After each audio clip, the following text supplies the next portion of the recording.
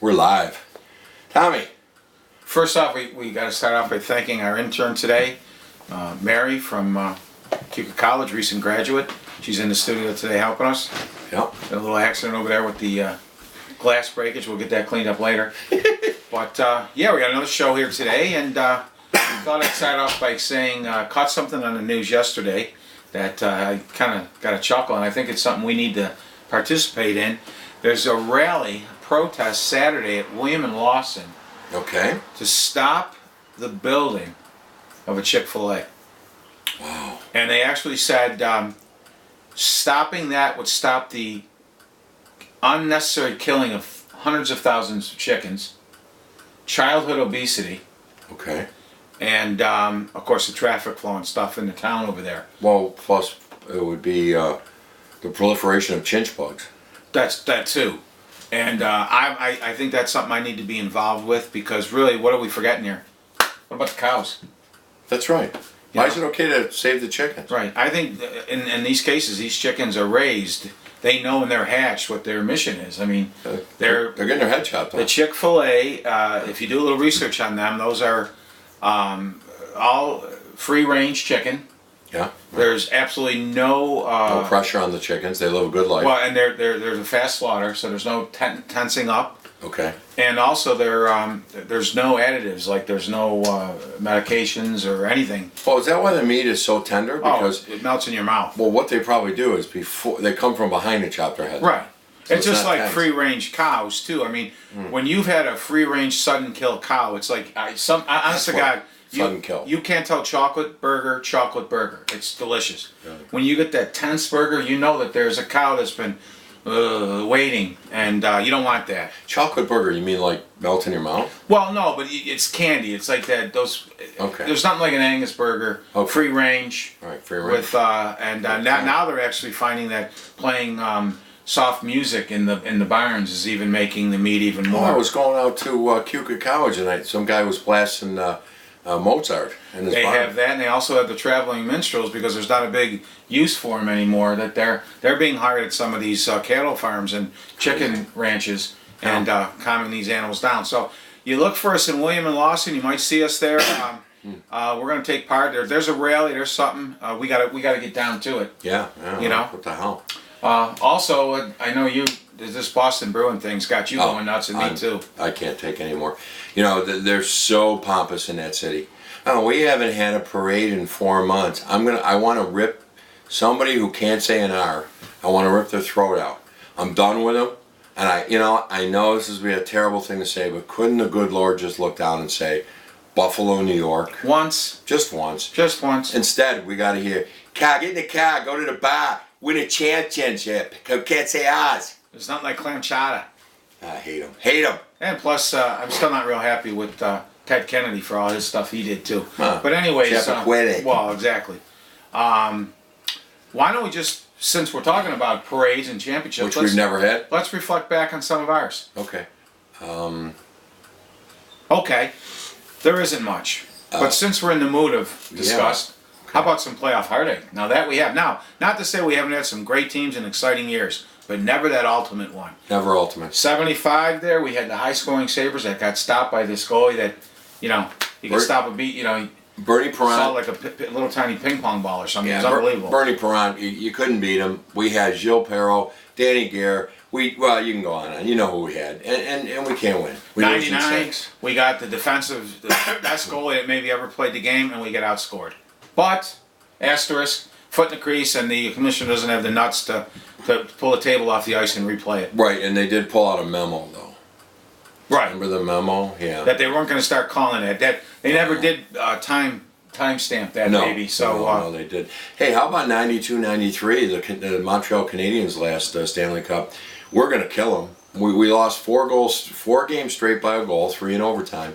We're going to kill them. And Mogilny and Pat LaFontaine go down in game 1. Oh, I'm sorry. And also Mein Fuhrer. right. Grant Fuhrer. Hey, how about we'll flop around sports? How about the Buffalo Bills there in, I believe, '99? They go into Nashville. They got them beat, and complete forward pass. They don't have the guts there to call it back. Home run throw forward? Yes. Yeah. Yeah, that was they weren't going to do anything because there was people like threatening him as he went under the hood. Well, it was absurd, and that one, and oh my God, it goes on. Remember the time we were driving down to Myrtle Beach, and the shot, I think it was LeClaire in the playoffs against Dominic Hole in the Hasek. net. He put it through the side of the net, and of course back then there was no replay. I think that was 2000. There was no replay, so good goal on the ice. I have a picture that I got through a guy that I follow a lot of his work, Larry Felser. He used to do a lot of pictures for the Buffalo News, for the Sabres, Braves, and Buffalo Larry Bills. Felser did not. I'm sorry, you're right. Robert L. Smith. Thank you, Wayne. L. Smith. Robert L. Not Robert Z. He was his cousin. Robert L. Yeah. And there's a picture of Larry Mickey scoring against Ken Dryden. The puck's right in the net. He's got it. No goal. Now again, in those days there was no video review or anything, but there it is. It's in the net. Dryden's looking down. Why would he be looking down if he had the puck here or there? If there's a screwing to be had, it starts in Buffalo, New York. Let's not forget the Braves, Buffalo Braves. Oh. We go into Boston. We got a huge road win on that parquet floor. Hondo comes off the bench, crippled, his legs all taped up. He pumps in like 25 fourth quarter points. Yeah, it's unheard of. Everything he put up, swish. Daryl Garrison with the mystery call. Yeah, we're gonna go to. We got the game won. Got the game won, and the mystery call in the lane, foul while shooting. JoJo White on Bob McAdoo. I tried to dismantle the first row of the oranges as I watched. I was yanking on my orange seat, praying to Jesus came out. Seat. Praying that it came out, and I was going to throw it at Daryl Garrison or anybody that got in the way. We went to an autograph signing in Batavia, and Bob McAdoo was there. Wonderful guy. Enjoyed meeting him, and they came out. He was spending all kinds of time with each person that came up to him. And the guy running the show came and said, "Bob, you got to speed up because JoJo White's coming out here and going to use this table." And Bob McAdoo said he can find another table. Nice. That was really sweet. Oh, that was sweet. Like who? But again, sweet, but we don't win anything. Of course we don't. Bill Buckner. Oh, remember, home run throwback. Let me go back. Home run throw forward. Yep. Well, we played Tennessee in game 2 the next year and we killed them. Yeah. Yeah, because it's meaningless. Oh, and all the Super Bowls we avenged by beating the teams either on the road or home. We all avenged them. Avenged everyone, but not the Super Bowl. That run to me, although we didn't win it, those 4 in a row that's kind of like, to me, winning. I mean, I'm not trying to sound cop out or whatever, but that was pretty cool that those teams were able to regroup. We were on everybody's homecoming game, and they still bounced back the next year and went. And you're kind of a hypocrite. Like, this show's about all the heartache. Well, I know, but those 4 heartaches. The 4 in a row were heartaches, but man, that was a hell of a ride, though. Yeah. And our guy misses the field goal, and we screamed 35,000 strong down there in front of City Hall and asked for him to come out. We love you, Scotty. And poor Bill Buckner, those people in that dump booed him. They booed him years later when he was a coach with the Blue Jays in the minors, and they went into Pawtucket or something. They booed him there. Yeah, so he messed up. He had an error in Game 6. They could have won Game 7. They didn't. So their curse went on and on. And they booed him. The Buckner mistake, right? The Buckner mistake. Yes, if he picks it up and touches it, the series is over. Right. They still had a whole other game. They had another game. It's kind of like booing Norwood when he missed the kick in the first quarter. Right. You know? That's right. Good analogy there. But they booed the guy, and I think it caused a nervous breakdown. The guy was never the same. But that's Boston. But see, I guess the Lord looks down on it and says, "No, it's okay. It's a great town. Let's give him 37 championships in 4 years." It's just too much. And don't kid yourself. Boston's winning the Stanley Cup in 4 or 5. And I hate to say that, but that's what's going to happen. And we all know it. In fact, I don't think I'm even watching anymore. I'm so disgusted I could vomit. Yeah, they were. We'll switch over to hockey here for a second. You bring that up. They're talking about Toronto and how they're going to keep Mitch Marner. And if they pay him and what he's looking for, that would be 3 $10 million plus players on the team. And the guys in the morning show today were saying no team in the NHL has ever won the cup with $10 million players. But what I find funny about that is because there isn't time yet. The cap goes up. That's the new norm. That's the new norm. Crosby won it making $9 million. Right. That was $10 million then. Yeah, that's a good point. It's not that Boston is this wonderful team that knows how to pay people. They're going to have to pay their due too with those guys. They got them under some nice contracts now, but they don't have a Johnny Tavares or an Austin Matthews there. They have very good players. Pasternak just signed for 7, and Marchand will be due soon. These guys, they're gonna have to pay the piper too. They always do. Back to the Sabres and the heartache. 1980, Vezina. We got, Donnie Edwards and Bobby Sauve win the Vezina. Every team that made it to the Final Four that had won the Vezina that season Won the Stanley Cup. No more. Except the 1980 Sabres. No Who more. ran into the first year of the 4-year juggernaut called the New York Islanders. Who, by the way, were 7 years removed from being an expansion team. You know, it's just unbelievable what we go through here. Hey, let's not forget 1980 football. Joe Ferguson has the bad ankle. We go out to San Diego, and we're beating them. Great game. And Charlie Romes Right in has his the ball mitts, for right a in touchdown. midfield. It's over. And he can't hold on. And the next play, Billy Simpson falls down. And Hal Smith. we sat back and He goes in for the touchdown, and then once again we're slumped. Or my brother and I were in Cincinnati for the playoff game. Joe Ferguson, we're moving down to tie the game. It's 28-21. He hits Lou Picone for a huge third, or maybe even fourth down conversion, and we're all dancing in the streets and flag down. Okay, delay of game, number 12 offense didn't get the playoff. how about a Game 7 against Boston? I think 83. Oh. Ramsey puts the puck up and over. There's a face-off in our zone. Did you not know?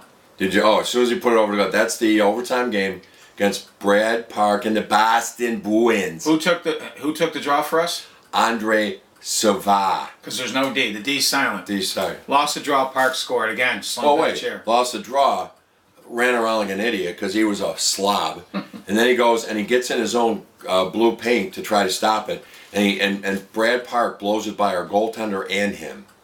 Yeah, it's just it goes on and the heart. Here's another one for you. I'm going to bring this one up. MISL. Cleveland Crunch in Buffalo. Rudy Pikuzinski walks in. Otto Orr somehow gets a hand on it. Crunch beats us. You can go. I like this one because my mom told me to leave.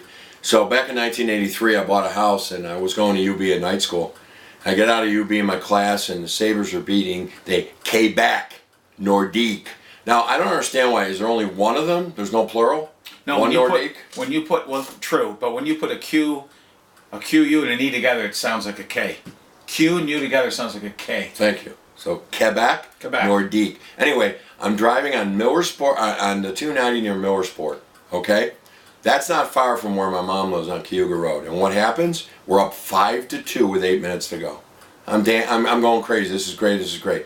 By the time I hit Main Street 290, they score. It's 5-3. And then I got off on the 33. They score. It's 5-4. And then I'm pulling into my mom's. They score. 5-5. Who was our thorn on our side? No, the thorn on our side. Michel Goulet. And Riel Buddy Cloutier. Anyway, I get in the house. I have my mom flip it on quick, and they score in regulation. So they scored, 4 goals in the last 8 minutes to beat us. I start pounding on my mom's front door frame. She turns the TV off and she yells, "Go ruin your own house." And that's when soon after you did purchase one. Yeah. They also had Randy Moeller and I believe Clint Malarchuk on that team. And just could not can't beat win. him. Remember the coach? What's the coach's name? Our coach or their? No, their guy, that little guy with the suit. Oh, don't. I can't remember, but it's just horrible. What else? We got some beauties. Of course. By the way, and you remember back in those days, we actually changed the words just on a side note with disrespect to our national anthem. Right. Perilous fight. Yeah. So the anthem means Where was perilous. Yeah, the anthem means perilous. Like they're just going to fight their brains out till they die.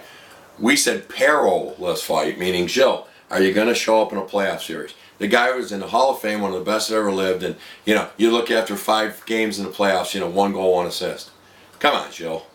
Hey, we can throw in the Pittsburgh Penguins, and we're a couple minutes away from winning the game. Hasek makes a save. They can't find a rebound. Lemieux taps it in. The pucks go straight up in the air. Everybody's looking in the rafters of the igloo, where that's all they do is win. Another dump. But anyway, the puck goes up in the air. Everybody can't find it. Hasek can't find it. It falls at Lemieux' skate into the side of the goal crease. They score. And Darius Kasparaitis ends it in 7. The next couple game. nights. Yeah, a couple nights later, I'm sitting there watching Kasparaitis, nothing but a goon, fire one by Hasek to win it. Yeah, it's been fun. Probably the ultimate one though was 2005-06. That team was going to win the Stanley Cup. We were better than Carolina. We would have rolled over Edmonton, especially with Rolison going down, and 4 regulars go down. Yeah. 4. Obviously, the strep infection in the leg the day before, we had no idea. They almost cut his leg off, Jay McKee. Then you had Numanen, broke his arm. No, that was Tallinder. Tallinder broke his arm, and Numanen was having. Did he miss with the heart? Something with his heart or something? I don't know what he missed on. And then Schmelik. Right. So we had 4 really good guys out, and meanwhile, they talked to Rory Fitzpatrick, who doesn't belong in the ECHL or maybe even amateurs. And not his fault, he was terrible, but he comes up because he has to. And it's 2-1 Sabres, it's early in the third. Puck goes up in the air and he can't find it. It's at his feet. And Ryan Miller's saying, everybody from the bench is screaming, your feet, your feet. His feet, they always yell. Like feet, it's one word because you can't yell a whole lot. Feet, that's right. And then Ryan says, maybe I go out and poke it, but I figure Rory's going to figure it out. Well, guess who didn't figure it out? And the ugliest man in hockey, Brindamore, pokes it home. I can't stomach that dump either. Hey, and not to leave out our Buffalo Bisons. Feel the Thunder, feel the Bison Heat. Heat meat. We had the new stadium open. We just couldn't win the division. We come close. We just do. Finally, we get to the place at the extra game, the tie-breaking game. We're playing the Nashville Sound. God bless them. And it goes into like 27 innings. It's 3 o'clock in the morning, and Razor Shines is waving a towel to get the fans pumped. Razor, get a hit and end this. What more can we do up here? The man's name is Razor Shines. So, I mean, think about that for a while. By the way, they did beat us. Of course they did. There's another one I wanted to bring up. I see you screwed me up with the Razor Shine. Well, I had to throw that in. Our Bison fans have been writing us letters about why we don't talk about that. Why would we? They don't win, ever. They're terrible. Remember Morgana, the kissing bandit, when she kissed that one outfielder we had? That was interesting. Yeah. You met her after the game that day, I believe, didn't you? I did, yeah. We had fun. But no, the Sabres, let's talk about the Bills. Hey, talk about Bison luck, and not really championships, but the millionth fan. We're one of the quickest minor league teams to get, I think, 10 million fans. We're always the best fans in attendance. Right. We just don't win. And they had a deal that on this game, they gave away something to the 10 millionth fan, and if someone hit a grand slam that day, they'd get $1 million. They had Lloyd's London contract, and the outfielder got up. I can't remember his name right now. And the bases were loaded. The stadium was abuzz, and he flew out to deep center. Yeah, couldn't go over. The next night, he hit a grand slam. Grand slam, when there was no 10 millionth. Right. Yeah, that's. And that was the guy that the Morgana kissed. Oh. But I can't think of his name right now. She's probably trying to wound his heel. Yeah, it was kind of after that, the All-Star game or whatever. So the other one I was thinking of is it was a little ugly in my house for this one. But Drew Bledsoe was playing for this is before that little piece of dirt, Tom Brady. And Bledsoe's playing, we got him beat. And they're coming down the field trying to beat us, and he throws it down and out. It's clearly out of bounds. The 2 refs get together and they're mic'd and they go, just give it to him. So I start losing it. Then he drops back to pass and the unheard of happens. Because it's in New England, Schaefer Stadium, and because it's the Buffalo Bills, they throw up a Hail Mary. Pass interference defense, ball on the 1-yard line. So I kneel down in front of the set and I'm going, watch Ben Coates. He's going to Coates. He's going to Coates. Back to pass. He looks, throws. Coates, wide open, touchdown. So I lost my mind. Tom called me, and he's trying to console me. He can't even understand what I'm saying. I'm losing my mind. Alex is 1 year old, and we're going to a Kiss concert. And you took Alex to no, a Kiss concert? No, I wouldn't do that. But I'm screaming so violently and loud that I have a 1-year-old in the house. So I had a babysitter there because we were going to see Kiss. So I went outside and I screamed in my driveway, we're not going to say the words, as loud as I could for about 5 minutes. So I came inside, I'm still beside myself, and all of a sudden I hear my babysitter go, Mr. Morlock, the police are outside. At this point, I'm indignant. Bring him on! Just bring him on! I don't care! I can scream in my driveway! Meanwhile, poor Alex is crying, and the cops never did knock on my door. But I was very, very, very, very, very upset. And I really didn't care about Kiss. I went with my buddy Pete and my wife. So I'm still very mad. We go in there, in the new arena, and I walk down the aisle, and there's this gorgeous blonde with something that looked like a combination of Jimi Hendrix, what was it, Manson, and he's got like his shirt Not open. Marilyn, you're talking Charles. Charles, yeah. And he's got his shirt open, there's like bone marrow. And she's next to him. So I stop right in front of her and I go,